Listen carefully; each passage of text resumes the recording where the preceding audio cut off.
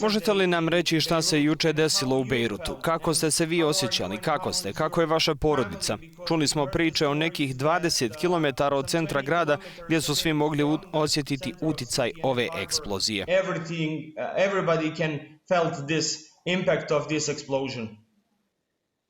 Yeah, it was a terrible event to be part of. It was like being part of a movie, an action movie when you see these crazy... Bio je to grozan događaj kojem smo svjedočili, kao da smo bili u filmu, akcionom filmu gdje vidite te lude eksplozije koje je jednostavno teško zamisliti. Vidjeli smo toliko eksplozija u našim životima u Libanu, toliko bombi, bili svjedokom tolikih godina rata. Ovo je bilo drugačije od svega. American bunker buster bombs falling around our city. And this was louder than that. It was almost like an atomic bomb. I mean, there was Bilo je drugačije od svake granate koju sam čuo, a čuo sam neke ogromne američke bombe koje su padale po našem gradu.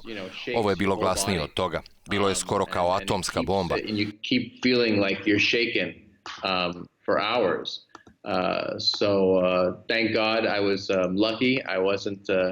Tu je bio oblak kao gljiva. Jednostavno je bilo ludo svjedočiti nečem takvom. Šok protrese čitavo vaše tijelo i ono se nastavlja tresti satima. Hvala Bogu da sam imao sreće, upravo sam bio blizu područja luke, ali sam otišao na autoput, a luka je odmah uz autoput. Toliko automobila tuda prolazi, ja tuda svakodnevno prolazim. Izgleda da sam imao sreće, samo sam osjetio talas i to je bilo veoma traumatično. People died of injuries, about 100 people or so estimated to have been killed. People died because they didn't... 4000 osoba je povrijeđeno. Hodali su unaokolo sa krvavim licima. Ljudi su preminuli zbog povreda. Njih oko 100 je preminulo. Čuo sam priču da je jedan momak preminuo jer mu je ruka krvarila, a nije mogao zaustaviti to krvarenje. Neko je vidio da je jedna djevojka ruku izgubila. Bolnice u zemlji su sada pod tolikim pritiskom. Ljude tjeraju iz bolnica jer su toliko pune. 3 bolnice su uništene, a nema mnogo bolnica u zemlji. To što smo izgubili 3 bolnice je veliki problem. Liban se suočava sa toliko problema u posljednjih nekoliko mjeseci, a ovo je kao da ste na sve to bacili atomsku bombu. Ludo je. So many problems actually in the last several months, and this is just throwing a kind of atomic bomb on top of it. It's crazy. I heard some people that they're saying we fought against COVID-19. Čuo sam da su neki rekli, borili smo se protiv COVID-19 s pogoršanjem ekonomske situacije koja je u slobodnom padu, a sada imamo ovo. Iz vlade navode da ne znaju šta se desilo. Moglo bi biti 2700 tona amonijum nitrata.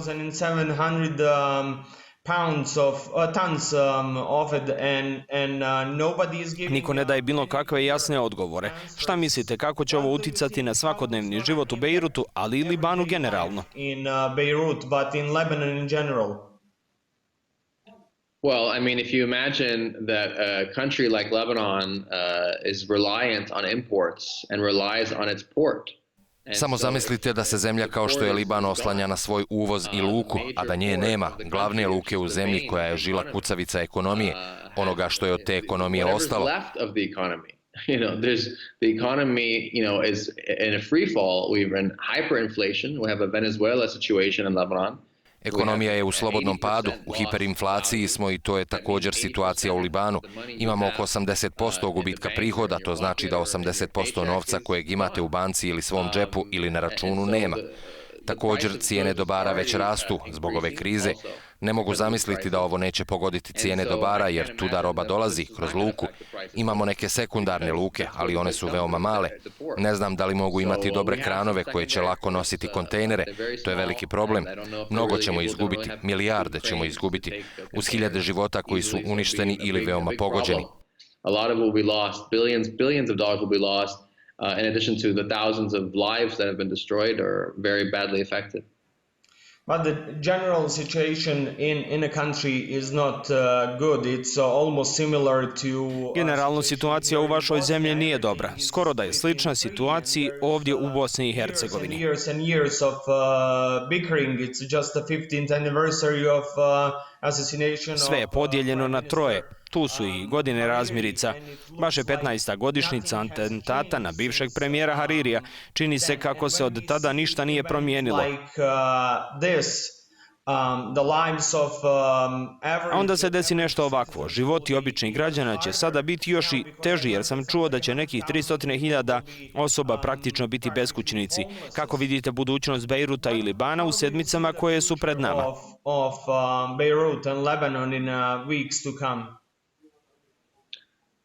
You know, the port being offline will be very devastating. Having 3 hospitals To što je luka offline će biti veoma užasavajuće. To što su 3 bolnice uništene će biti veoma užasavajuće. Druge 2 bolnice su bile jako oštećene. Dok prolazimo kroz zdravstvenu krizu, ljudima su potrebni kreveti na intenzivnoj, a bit će ih jako malo. Ekonomski, kako sam već i rekao, cijene dobara rastu, a bit će još više rezova. Malo prije sam bio u supermarketu. Neki proizvodi jednostavno nestaju sa polica. U ovoj smo krizi već mjesecima. Mjesecima ljudi lutaju i kupuju konzerviranu hranu. Tu je i nedostatak goriva u zemlji, već zbog vlade 16 sati dnevno nemamo struje. Živimo na generatorima u ovoj zemlji. Sada je tako, a kako će biti sutra? Teško je zamisliti kako stvari mogu biti gore u Libanu, ali pretpostavljam da stvari uvijek mogu biti gore, bez obzira koliko su već loše. So what's it going to be like tomorrow? I mean, it's like hard to imagine how things could be worse in Lebanon, but I guess things can always be worse, no matter how bad they are. Kakva je situacija, što je također važna priča sa COVID-19 u Libanu u ovom trenutku, znajući ono što ste rekli sa padom ekonomije, situacijom u luci, kako će sve ovo uticati na tu borbu sa COVID-om?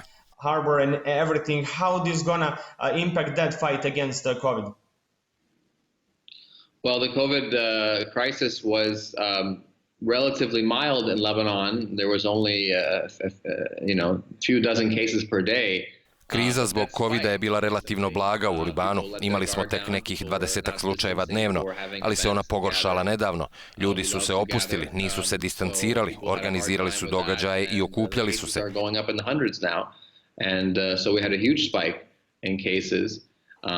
Volimo se okupljati, tako da je ljudima to bilo teško, tako da je sada na stotine slučajeva. Imali smo veliki rast broja zaraženih. Ponavljam, medicinske ustanove u Libanu nisu dovoljno finansirane.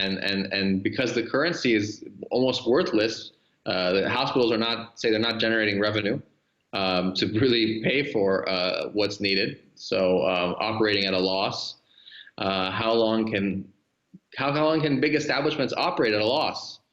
Nemaju ličnu zaštitnu opremu, a ona košta mnogo. Zbog toga što je valuta skoro bezvrijedna, u bolnicama navode da nemaju prihoda da bi platili ono potrebno. Dakle, posluju sa gubitkom.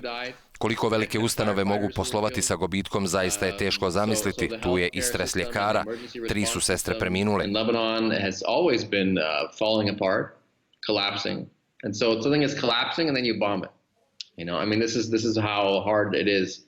10 vatrogasaca je preminulo. Zdravstveni sistem hitnog odgovora se oduvijek raspadao. Dakle, nešto se raspada, a oni ga bombarduju. Dakle, toliko je teško. Bolnicama u Libanu je potrebno dosta pomoći. Doktorima je potrebna je hrana. Jedan od velikih problema je da su strateške rezerve brašna, veliki silosi brašna od kojih pravimo hljeb u luci. 3 mjeseca hljeba su nestala. Velika postrojenja, veliki silosi su uništeni. Ova se zemlja uvijek ponovo gradila.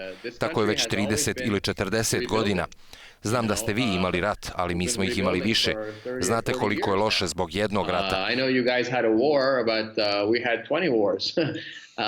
And so if you know what it's like, how bad one war is, and if you say it's split 3 ways, that's bad. We're split 15 ways. Kažete da se dijelite na 3 dijela, mi se dijelimo na 15 dijelova u Libanu. Države pokušavaju pomoći Libanu, ali zapravo žele implementirati vlastite agende. Iran ima agendu, Amerika ima agendu, Saudijska Arabija, Francuska. Dakle, svi imaju agendu u Libanu, pa izgleda da zapravo i ne žele pomoći, već ostvariti strateške interese. Lebanon is like a chessboard for the international powers. And they always, and it keeps the country constantly divided, Tako da je Liban poput šahovske table za međunarodnu moć. To zemlju stalno ostavlja podijeljenu. Niko ne gubi, svi dobijaju novac. that were running the show in the war, and they changed their... Imamo veoma nekompetentnu vladu, kao rezultat toga veoma disfunkcionalnu vladu, različite paravojne postrojbe koje vode rat, a onda vojne uniforme mijenjaju za odijela i kravate. Vode rat posljednjih 30 godina sa strujom, vodom, javnim uslugama, sanitacijom, ugovorima. Zbog toga ništa ne radi. Gomile su smeća na ulici ako već govorimo o zdravlju i higijeni. Dizel na koji se generatori pokreću razlog je što smo zbog lošeg zraka bolesni. Liban je već pun nitrogena, a onda se desila ova ludačka nitrogenska bomba što je možda i povećalo nivoje nitrogena u zraku ili amonijaka. Čak i ne znamo kakav će to imati utjecaj na zrak kojeg udišemo. Dakle, u Libanu imamo krizu javnog zdravlja i sada kako imamo manje ustanova, hendikepiran sistem, bit će još gore. Handicapped system, you know, it's going to be much worse. Let me ask you this for the end of this conversation. International community including... Vas pitam i ovo za kraj ovog razgovora. Međunarodna zajednica, uključujući i Izrael, je ponudila svoju pomoć Libanu, a predsjednik SAD-a je sinoć na preskonferenciji rekao je da je ovo bila bomba i da on ima te informacije. Ne znam odakle ih je dobio, ali da je to bila bomba. Očekujete li bilo šta od međunarodne zajednice u smislu prave pomoći i nečega što će pomoći da se promijeni sveukupna situacija? Real help and something that would help to change overall situation. Well, we've heard a lot of promises and offers for help, which is great. Čuli smo mnogo obećanja i ponuda za pomoć, što je sjajno i nadam se da će ona doći, jer, kako sam rekao, u prošlosti su nudili pomoć, ali je uz nju dolazilo još nešto i ona nikada zapravo nije ni stizala. In many cases, people make pledges, but they don't really deliver. So hopefully they will deliver this time on that. As far as the cause of the event, u mnogim slučajevima ljudi daju obećanja, ali ih ne ispunjavaju. Nadam se da će ih sada ispuniti. Što se tiče razloga događaja, to je prilično nevjerovatno da imaju informacije u Vašingtonu, tamo negdje 5000 km daleko, a mi ovdje na licu mjesta pokušavamo otkriti šta se desilo. Velika je to crna rupa. Osim ako nemaju neke insajderske informacije, ne znam, ali meni je također veoma realistično da se ovako nešto desi u Libanu, jer u zemlji gdje nemate funkcionalnu vladu, nemate bilo kakva pravila o okolini, sigurnosti ili zdravlju. We're living in this cloud of smoke from, you know, the government can't even light the electric grid. So, I'm not surprised that, živimo u ovom oblaku dima, vlada čak ne može ni struju upaliti, tako da nisam iznenađen time da bi ovo moglo biti loše postupanje. Amoni je došao na brodu prije 6 godina, tako nešto u Liban koji je bespomoćan i napušten, a vlada je vidjela pošiljku i čini mi se da nisu znali kako da se njome pozabave, šta da rade s njom. For some time, there's a lot of court proceedings where the port was asking for it. Neko vrijeme su se odvijali sudski procesi. Iz luke su tražili da se roba ukloni, a sud nije odgovarao. Naši su sudovi veoma spori. Godine su im potrebne da bilo šta procesiraju. Ovo je standardni problem u Libanu. Smiješno je pomalo kao da se nesreća ne smije desiti u Libanu. Uvijek je tu nešto, a nesreće se sve vrijeme događaju. Jednu smo nesreću od katastrofe stalno. Ne možemo reagovati na nesreće, nemamo hitne odgovore koje velike i zapadne zemlje imaju. Veoma je tragičan događaj i nažalost ljudi će donositi zaključke koji će odgovarati njihovim političkim uvjerenjima.